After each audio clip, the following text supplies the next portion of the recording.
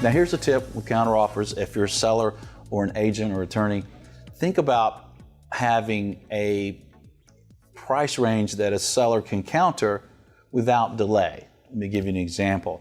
Let's say that the property is listed for $8 million and you want to have your agent, your team that representing you to market the property, have one person at the seller's entity that can counter offers down to maybe $7.5 million without going to a board or going to a partner approval process. Sometimes time kills deals, right? And you want to be able to counter. You don't want to just have to say no, no, no. You want to get people involved in the process, right?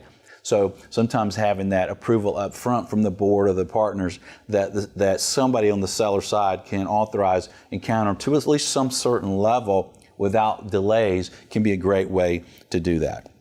Now, let me give you a tip as a buyer.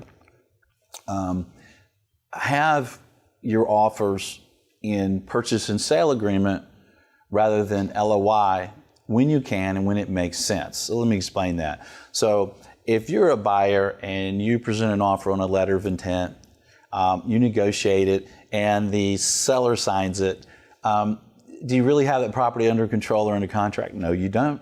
Letters of intent typically say they're non-binding, right? So when it's possible, when the seller will do it, when you're comfortable with it, write your offer in a purchase and sale agreement. That way, if the seller does, you get to terms with the seller and you signed it, you don't have that vulnerability time frame of between the LOI and contract that your offer can be shopped or something else can happen. Time kills deals. Another item with closing the bid-ask gap that I would recommend is time limits in letters of intent to go to lease or go to contract. Now, I've had great arguments on our show with some really smart attorneys who said, Michael, you don't need time limits to go to a lease in a letter of intent because it's non-binding, it doesn't make sense, or in a sales offer LOI. So why do you need a time frame? Well, this is why. Time kills deals, right?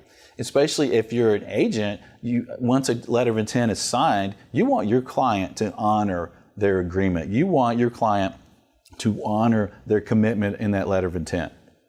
But how long should they honor it? It shouldn't be just unlimited time frame. So if you make an offer, letter of intent, I get to agreement, and my seller client agrees to it, I want to put a time limit. Maybe it's 7 days, maybe it's whatever time period, depending on the size of the deal.